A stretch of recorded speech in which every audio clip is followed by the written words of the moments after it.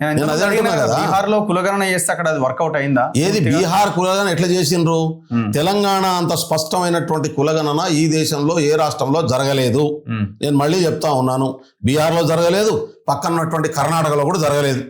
బీహార్ లో మన ఆదిలాబాద్ ఆయన ఐఏఎస్ పాలసీ విషయాలు ఐఏఎస్ డిసిషన్ తీసుకుంటారా? కాదు, వాళ్ళు నితీష్ కుమార్ దాదాపు నేను మళ్ళీ చెప్తున్నాను పాలసీ విషయాలు చేసిండు. మన ముఖ్యమంత్రి నితీష్ కుమార్ బీజేపీ చేతిలో ఉన్నాడన్న ఈడ తీసుకునే పరిస్థితి ఉంది. ఆయన బీజేపీ చేతుల్లో ఒక టూల్ బొమ్మగా ఉన్నాడు. ఈటల రాజేందర్ ఎట్లా ఉన్నాడో, బండి సంజయ్ ఎట్లా ఉన్నాడో, ఆడ నితీష్ కుమార్ గట్నే ఉన్నాడు. ఇప్పుడు అల్టిమేట్ గా నేను ఏమంటున్నాను, they are in principle not in favour of BCs. పీసీ ప్రజల సమానత్వం అనే లక్ష్యానికి వాళ్ళు కట్టుబడి లేరు. బీసీలో ఉన్నటువంటి వ్యక్తులను పికప్ చేసి ఆధిపత్య వర్గాల ఏజెంట్లుగా తయారు చేసి ఆధిపత్య వర్గాలకు సంబంధించినటువంటి 1% పురుషుల ప్రయోజనమే కేంద్రకంగా పనిచేసే బీజేపీ సిద్ధాంతానికి ఉపయోగపడే టూల్స్ గా మార్చుకున్నారు. నేనంటే అన్ని పార్టీలు అదే సిద్ధాంతం లేదు, అన్ని పార్టీలు అది సిద్ధాంతం కాకుండా వచ్చేది మీ పార్టీ అగ్రనాయకుల సిద్ధాంతం కూడా అదే సిద్ధాంతం. నేను మళ్ళీ అంటున్నా, నేను కాంగ్రెస్ పార్టీ ప్రాథమిక సిద్ధాంతమే గాంధీ గారు చెప్పినటువంటి సర్వోదయ. అదే అంటున్నా, నేను అంటున్నా కాంగ్రెస్ పార్టీలో బీజేపీ ఆలోచన దృక్పథంతో ఉన్నటువంటి వ్యక్తులు ఉండొచ్చు, నేను లేనని చెప్పట్లేదు. కానీ కాంగ్రెస్ పార్టీ ప్రాథమిక సిద్ధాంతమే చివరి బంతిలో కూర్చున్నటువంటి చివరి వ్యక్తికి కడుపు నిండా. ఏ పార్టీకి ఉన్నాయి సిద్ధాంతాలు? మిగతా సిద్ధాంతం లేదా బీజేపీ పార్టీ సిద్ధాంతం అధికారమే సిద్ధాంతం. బీజేపీకైనా అధికారం అనే సిద్ధాంతం కాదు కాంగ్రెస్ పార్టీది. మళ్ళీ చెప్తున్నా, ప్రతి వ్యక్తిని గౌరవంగా జీవించేటటువంటి పరిస్థితిని తీసుకురావడమే కాంగ్రెస్ పార్టీ సిద్ధాంతం. అమలులో లోపాలు ఉన్నాయి, నేను ఒప్పుకుంటా. అమలు చేసేటటువంటి వ్యక్తుల లోపాలు, అమలులో ఉండేటటువంటి లోపాల కారణం. పార్టీ అగ్రనాయకులు ఎక్కడున్నారండి? ఇవాళ రాష్ట్రంలో పార్టీ ఎవరి చేతిలో ఉంది? ఎవరు నడిపిస్తున్నారు? ఏ నాయకత్వం ఇది నడిపిస్తున్నారు? బీసీ నాయకుడు అన్న, మా పార్టీ నాయకుడు. ముఖ్యమంత్రి ఎవరు? ఒక కార్యకర్త నుంచి మొదలై, మళ్ళీ చెప్తున్నా, ఒక కార్యకర్త నుంచి మొదలై, ఒక సామాన్య కార్యకర్త నుంచి మొదలై మహేష్ గౌడ్ మహేష్ గౌడ్ ఎవరు ఇన్ఫ్లుయెన్స్ చేస్తే నిర్ణయం తీసుకుంటాడని నేను అనుకోను.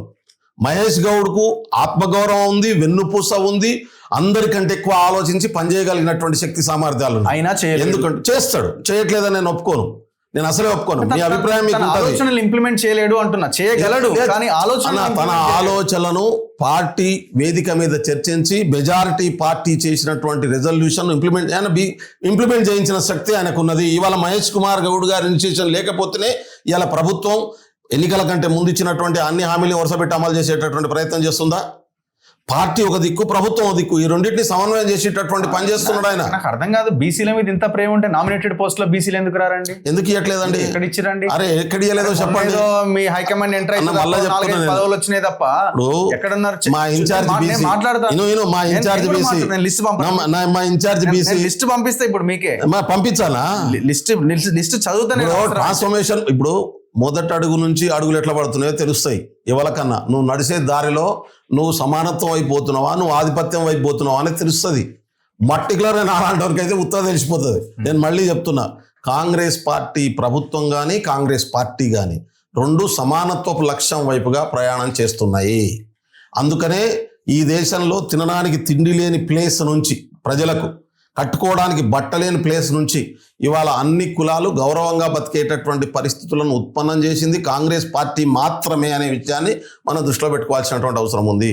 మిగతా పార్టీలు కుటుంబాలు, లేకుంటే ఆధిపత్య వర్గానికి సంబంధించిన 1% ప్రజలు, ఇదే వాళ్ళ ఎజెండా. మిగతా వాళ్ళందరినీ మభ్యపెట్టడం కోసం, డైవర్ట్ చేయడం కోసం రకరకాల ఎత్తుగాళ్ళు, ఇదే వాళ్ళ రాజకీయ ఎజెండా. అందుకనే బీజేపీకి కాంగ్రెస్కు స్పష్టమైనటువంటి గీత ఉన్నది. ఇది సర్వోదయం, సమానత్వం, సౌభ్రాతత్వం, భారత రాజ్యాంగ అంత్యోదయం అని వాళ్ళు అంటున్నారు. ఎక్కడిది అంత్యోదయం? అంత్యోదయం కాంగ్రెస్ స్లోగను, వీళ్ళది అంత్యోదయం ఎక్కడిది అన్న? నేను పచ్చిగా చెప్పాలంటే మను ధర్మశాస్త్రాన్ని, మను సిద్ధాంతాన్ని అమలు చేయడమే బీజేపీ లక్ష్యం, ఇంకేం లేదు దాంట్లో. ఆ సిద్ధాంతం ప్రకారం అగ్రకులాల్లో ఆధిపత్య వర్గంలో ఉన్నటువంటి 1% పురుషుల అధికారమే వాళ్ళ ప్రజల అధికారంగా చూస్తారు వాళ్ళు. చాలా క్లియర్. ఇది ప్రజలకు అర్థం కావాల్సినటువంటి అవసరం ఉంది. నేను మళ్ళీ చెప్తా ఉన్నాను, ప్రజలకు అర్థం కావాల్సినటువంటి అవసరం ఉంది. రేపు గాంధీ గారి జయంతి వస్తున్నది. మీకు, మీ ప్రేక్షకులకు అందరూ ప్రశ్న ఆలోచించమని చెప్పి కోరుతున్నా. గాంధీని, స్వతంత్రాన్ని తీసుకొచ్చిన మహాత్మా గాంధీ గారిని, సర్వోదయాన్ని తీసుకొచ్చినటువంటి 6 నెలలకే, స్వతంత్రం వచ్చిన తర్వాత మహాత్మా గాంధీ గారు తీసుకొచ్చినటువంటి నిర్ణయం సర్వోదయం. సర్వ వర్గాలకు సమానత్వం అనేటటువంటి సిద్ధాంతాన్ని కాంగ్రెస్ పార్టీకి అందించిండు ఆయన. చచ్చిన 6 నెలలకే ఆయన చనిపోయాడు. ఎందుకు చంపిండ్రు? దేశ స్వతంత్రానికి వ్యతిరేకంగా పోరాటం చేసినటువంటి ఆర్ఎస్ఎస్ బీజేపీ పునాదులు ఎందుకు చంపిండ్రు అనే ప్రశ్న వేసుకోండి వాళ్ళకి వాళ్ళు. ఆ చర్చలకు పోతే ఎక్కడికో పోతాం కానీ ఈ ప్రశ్న వేసుకోండి అంటున్నా. నేను బీసీ రిజర్వేషన్ల గురించి మాట్లాడదలుచుకున్నాను. అందుకని ఈ బీసీ రిజర్వేషన్లు అనేటటువంటిది సమానత్వం అనేది సిద్ధాంతం మీదనే ఆధారపడి ఉన్నది. కాంగ్రెస్ పార్టీ సర్వ సమానత్వం అనే సిద్ధాంతాన్ని కలిగి ఉన్నది, దానికోసమే కట్టుబడి పనిచేస్తున్నది. ఇంప్లిమెంటేషన్ లో అక్కడక్కడ ఉన్నటువంటి అడ్డంకులను కూడా అధిగమిస్తూ ముందుకు పోతున్నది. 100% అమలవుతుందా? 100% అమలవుతుందనే నమ్మకం నాకున్నది. ఎస్, 100%. 42% చట్టబద్ధంగా అమలు జరగాల్సిందే.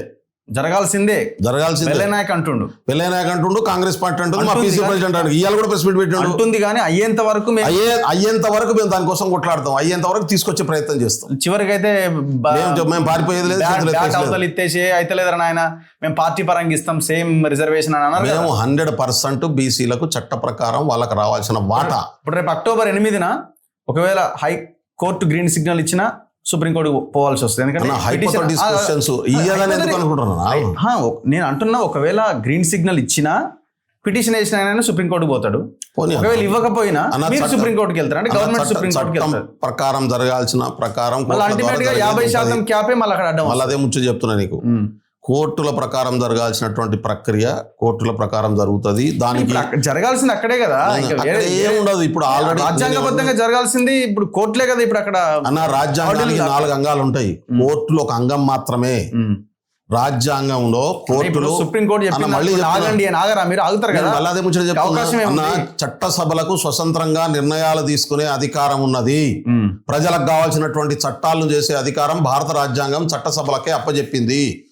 ప్రజలకు కావాల్సినటువంటి చట్టాలు చేసేటటువంటి బాధ్యతను కోర్టులకు అప్పచెప్పలేదు. కోర్టులు రాజ్యాంగం ప్రకారం ఈ చట్టాలు ఉన్నాయా లేదా, రాజ్యాంగం ప్రకారం ప్రజలకు మేలు జరిగే పని జరుగుతుందా లేదా అనేది చెక్ చేసేటటువంటి బాధ్యతను కోర్టులకు రాజ్యాంగం అప్పచెప్పింది. కాబట్టి ఇక్కడ 2 కోట్ల మంది ప్రయోజనాలకు సంబంధించినటువంటి చట్టం ఇది. 2 కోట్ల మంది రాజకీయ భవిష్యత్తుకు సంబంధించినటువంటి చట్టం ఇది. 2 కోట్ల మంది ఇప్పటిదాకా 75 సంవత్సరాల తర్వాత కూడా ప్రాతినిధ్యం లేనటువంటి వాళ్ళకు ప్రాతినిధ్యం కల్పించేటటువంటి నిర్ణయం ఇది. కాబట్టి కోర్టులు మరింత దీన్ని సపోర్ట్ చేస్తాయి, బలోపేతం చేస్తాయని నమ్ముతున్నాను నేను. మరి అట్లా అనుకుంటే ఇప్పుడు 9th షెడ్యూల్లో పెట్టమని మీరు బిల్ ఎందుకు పంపాలా? మీరు ఇక్కడే ఇది కంప్లీట్ చేస్తే అయిపోయేది కదా. అందుకనే కదా మేము చేసే పని మేము చేస్తున్నాం, దాని రక్షణ కల్పించే పని ఇంకో పద్ధతిలో చేస్తాం.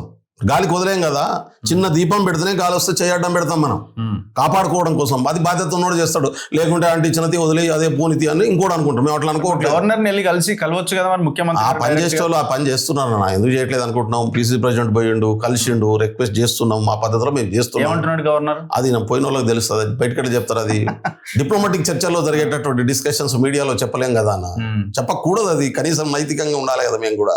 ఓకే, ఇప్పుడు ఈ రిజర్వేషన్స్ మొత్తం అంతా గందరగోళం చేసిరు అంటున్నారు.